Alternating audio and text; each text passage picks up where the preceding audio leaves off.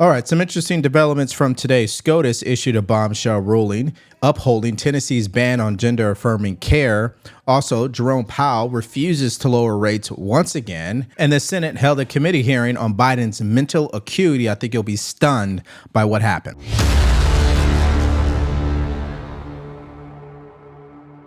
Supreme Court is upholding Tennessee's ban on gender-affirming care for transgender youth. Now, this delivers a major blow to the trans community.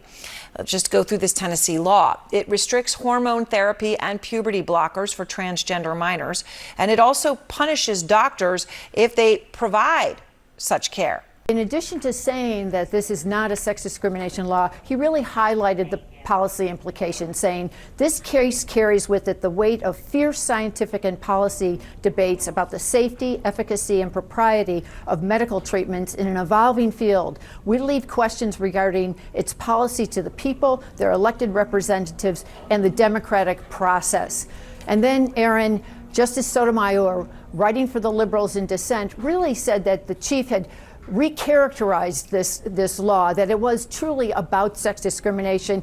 And she concluded by saying, by retreating from meaningful judicial review exactly where it matters most, the court abandons transgender children and their families to political whims. Okay, so clearly this is a bombshell ruling, and let me explain to you why that is. Number one, Justice Jackson claims they are abandoning these children. Well, let me remind the justice, it's the parents who abandon these children, okay? They have allowed these children to get mutilated. Their hormones are messed with these puberty blockers. They're mentally confused. I mean, just imagine the negative impact for the rest of their lives. These are not happy individuals, for the record, if you actually run the numbers. And secondly, what I find to be so interesting is that these children are not old enough to join the military, get a driver's license, drink alcohol, rent a vehicle, vote in our elections, rent an apartment, or even sign up for health insurance, but they are old enough to cut off their things. I mean, just think about that for a second. All right, this is a complete joke, the reaction that we're hearing from the left, and that's why I wanted to talk about it first. And as an example of how they're not taking this very well, listen to Senator Schumer react. Yes. I'm hoping you can give a quick reaction to the Supreme Court ruling that just came in from the Tennessee about the law that bans. You know, this Supreme Court seems to have forgotten that one of their jobs is to protect individual rights and protect individuals from being discriminated against. It's an awful decision. What can be done for... Well, on the floor we had a bill that the Republicans wanted to take away these rights, and we got, I believe, every Democrat voting against it, so it failed because it needed 60 votes. So we're going to explore every solution. All right, so you heard what Chuck Schumer had to say. He calls it discrimination, which is peak delusion, in my opinion. And what I just can't wrap my head around is how Democrats have not learned their lesson from this past election. This is an 80-20 issue. They will not win on this. And if we remove the politics from this, just from a scientific standpoint, from a mental health standpoint, this is dangerous. I mean, that's what we know. Other countries have already banned this because they thought it was a great idea. And then they found that, wait a minute, this is not a great idea. We're hurting children. We're making it worse. And what's interesting, this wasn't an issue 40 years ago. Why? Because you didn't hear about the word transgender when you were in school. You weren't showing books that was messing with your perception of what your sex might be. I mean, this is craziness. Now, here is CNN trying to make this political. Take a listen. 27 states, as you know, have passed bans on gender-affirming care. The issue of trans rights was maybe the most important culture war issue of the 2024 election. Will it continue to be? It was certainly one of them, and it is continuing to be. If you look at advertising on the Republican side, even this early on, we're still a year and a half or so from the midterms, Wolf, and you can see a lot of Republican candidates are making sure to put trans issues from their perspective into their paid advertising. I think, listen, you got to separate out the politics of this from the real human impact of this. I think as Paula noted, we're going to learn what the human impact is of this court decision among families across the country. But in the politics of it, I think the two things to watch are how Republicans will sort of hit the gas on this issue, what they believe is a winning culture war issue for them, and watch how Democrats, especially those considering a 2028 presidential campaign, respond to this court ruling. Have they learned to message around this issue in a way that's more politically palatable than what Kamala Harris was able to do back in 24? Okay, before we continue here, if you guys have been getting value from our channel, please like, share, and subscribe. If you guys want to support us further, go to the links in the description below. You can buy us a cup of coffee or shop our merch store. And don't forget to follow us on Spotify and Apple Podcasts. Yeah, well, as I already stated, Democrats are not going to learn because they've yet to indicate that they have. And secondly, in regards to who this is going to negatively impact, listen, this is a free country, meaning what? You don't have to live in Tennessee. This is why they call it a democracy, even though it's a republic. I know. But using their words against them here, if they so badly need gender affirming care to happen, they can move to Minnesota. They can move to California because those states are not going to pass a ban like this. Okay. And if you don't believe in these things and you believe they're actually harmful for children, you don't have to live in those states. You can move somewhere else. That's why it's the greatest country on earth. And what's interesting is Democrats, they don't even like that idea. And yes, I do have an example of that. Here is the attorney who represents transgenders on MSDNC complaining about this ruling. Take a listen. I can imagine this is a pretty intense day. It is an intense day, and it's intense to watch my clients talk about their experience as parents. And you and I are both fathers, and I think we, as many other parents, have had the experience of sitting in our doctor's office with our child and our doctor and making decisions together about what our children need. And what this case is about at its core is that Tennessee lawmakers came into that doctor's office and decided they know best and displaced that careful, reasoned judgment of those parents in Tennessee. And that is unimaginable and should be unimaginable for any parent. Yeah, what's interesting is you can use his same argument against him. You have lawmakers in California. You have some people in the medical community who believe in this nonsense. And they truly believe they know best about how we should handle this entire issue as it relates to children who are confused about their sex or gender. I mean, let's be real. I believe this is the devil at work, okay? One way that you can destroy people, including their faith in God, is to get them wrapped up in nonsense like this. I truly believe that. The easiest thing for the devil to do every single time is to attack the minds and the hearts of children. It's the most disgusting thing. But in the end, the Supreme Court made the right decision here. All right, now we're going to shift gears to more financial, and that is Fed Chair Jerome Powell is doing what he's been doing since Trump has come into office, refused to lower rates. Here's the official announcement. Good afternoon. My colleagues and I remain squarely focused on achieving our dual mandate goals of maximum employment and stable prices for the benefit of the American people. Despite elevated uncertainty, the economy is in a solid position. The unemployment rate remains low, and the labor market is at or near maximum employment. Inflation has come down a great deal, but has been running somewhat above our 2% longer-run objective. In support of our goals, today the Federal Open Market Committee decided to leave our policy interest rate unchanged. We believe that the current stance of monetary policy leaves us well positioned to respond in a timely way to potential economic developments. I'll have more to say about monetary policy after briefly reviewing economic developments. Okay, let's just be real here. This is just my personal opinion really quickly here. Jerome Powell probably will not lower any rates. He will probably serve out the rest of his term, and the person who replaces him, maybe they will lower rates, okay? Because that's how I see this going. I will be shocked if he does it this year. Why is that? Which leads me more to the economic front, and it has to do with trade, is he's in a wait-and-see position. He doesn't know what's going to happen with these tariffs. He doesn't believe in tariffs. So, of course, he's going to be very reserved in lowering rates. And quite frankly, as time continues to go by, his case continues to get stronger because the White House doesn't have that many agreements to their name. So they need to get the ball rolling on these trade agreements. They need to build the certainty up. We understand what President Trump is doing, but the reality is the market, including the Fed, does not buy into his tariff strategy. Now, here is what the president had to say about this. Take a listen. So we have a stupid person, frankly, at the Fed. He probably won't cut today. Europe had 10 cuts, and we had none.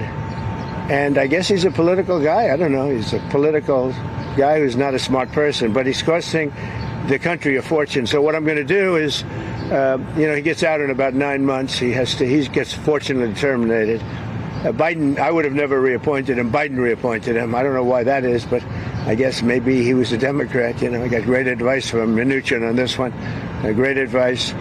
But he's done a poor job. So we have no inflation. We have only success. And I'd like to see interest rates get down. Now, Biden did a lot of very short-term debt. So we have short-term debt coming due.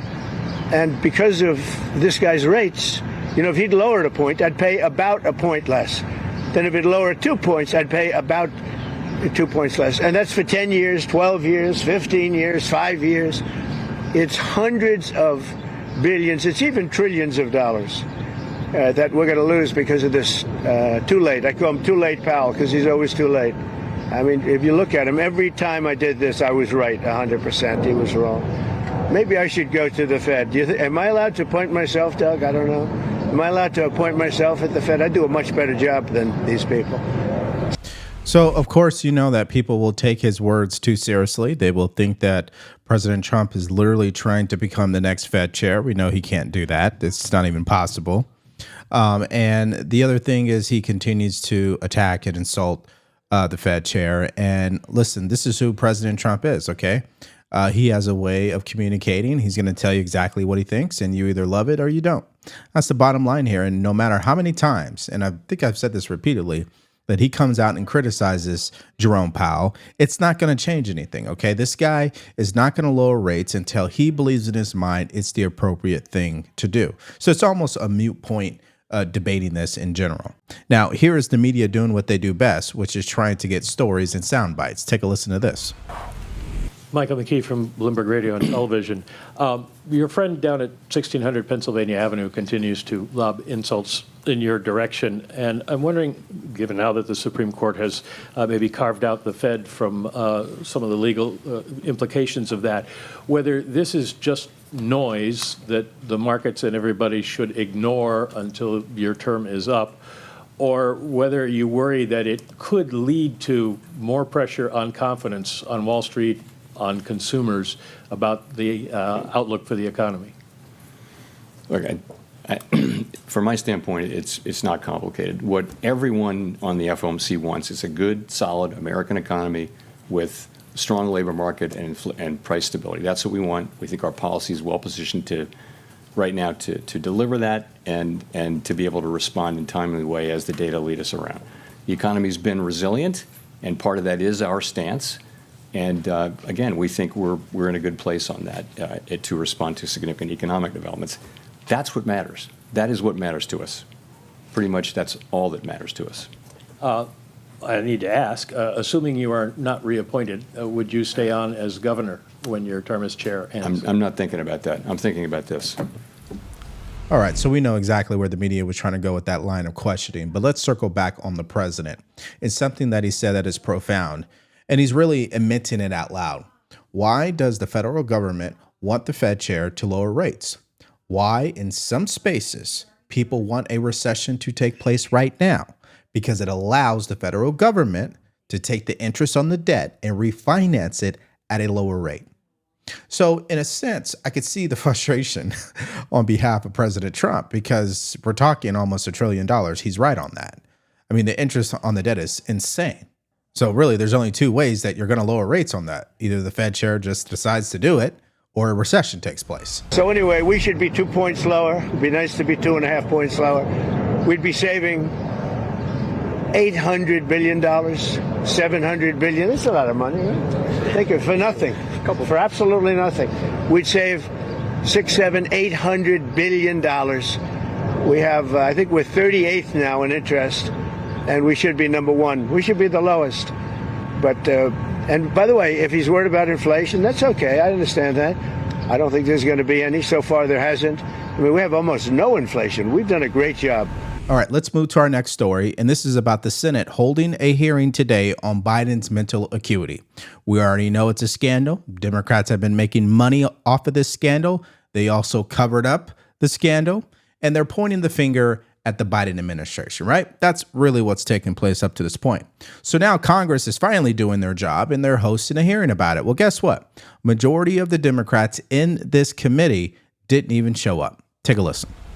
I will note that few of my Democratic colleagues are here today. Thank you to Senator Welch from Vermont for being here, leaving us with no other option than to take the boycotting of this hearing as an admission of guilt for their role in this crisis. We must not turn away from the search for answers. Yeah, and that actually points to the most important question here. Is it worth time, money, and energy to investigate exactly what went down during the Biden administration as it relates to Biden's mental acuity, who was actually signing these executive orders, and who was truly making the decisions? Now, as it relates to the cover-up, there should definitely be an investigation. But I'm not naive either. I believe the book has done enough investigation for Democrats. I don't think they want to go any further than what that book from Jake Tapper is saying, okay? So hosting hearings, that's not really going to get anywhere unless they're able to subpoena White House aides and the president himself. Then I don't think this is really going to gain any traction. I mean, come on, this is Congress. There is a uniparty here. And I don't think they're really going to get anywhere with probing this particular story. But again, this is what's happening. And here's what Chuck Schumer had to say about it. Take a listen. What do you make of the Republicans holding this hearing on President Biden's cognitive abilities tomorrow and talking about the 25th? This is the kind of coarseness that America doesn't like. And they're just unrelenting in diversionary actions. This has nothing to do with cutting Medicaid costs, cutting Medicaid help, helping clean energy, keeping hungry kids fed. Yeah, Democrats don't want anything to do with this story whatsoever. They do not want to participate in these hearings because they're already struggling as it is. And so they would rather continue to come out against the big, beautiful bill. They would rather seek to stop President Trump from executing military action against Iran. And ultimately, they could care less about this. And that's just unfortunate because it continues to prove that they have no credibility because they're not even willing to condemn their own. Now, the one Democrat that was in attendance in this hearing, he made an outrageous claim. Take a listen. I think we should consider what happened in Alberta, Canada, just this week, where President Trump was at a press conference with British Prime Minister Keir Starmer and said the following: "You all know the great PM of the UK, and we just signed a document." President Trump continued, "We just signed it so we have our trade agreement with the EU. Britain has not been a party to the EU for 5 years, but President Trump made a statement which clearly was wrong." Now I'd like you to see a short video that includes some other examples of cognitive ability. So the reality and the thing that I would say to people who believe in stuff like that is the difference between President Trump and Joe Biden is a personality one. People don't like President Trump because it's his personality. It's not that he has mental cognitive issues, okay? If you are working every single day, you are likely to switch up your words every now and then. You will stutter. You will make a mistake. You will call someone the wrong name. Everybody does it. So to act like it doesn't happen, especially to someone who's 78 years old, I would call you ignorant at best. All right. That's the first thing. Secondly, in regards to Biden, we know it's a mental cognitive issue because we all seen it firsthand on that debate stage. Now, I know of other instances before that, but I use the debate stage because everybody and their mom saw that, right? And saw that, right? So again, this is how petty Democrats can be and how delusional they are. So at this point, I'd like to get your guys' reaction in the comment section to all of these stories. Let's just start with where we just left off, which is Biden mental acuity. And now all of a sudden, they're finally doing a hearing. It's crazy to me, and Democrats boycotted it. I mean, what type of nonsense is that? But you wouldn't expect anything less from them. But more importantly, what about the bombshell ruling from SCOTUS? I think it's the right one. Leave kids alone. Matter of fact, leave God's children alone, please. And then the big update here as it pertains to the Fed not lowering rates.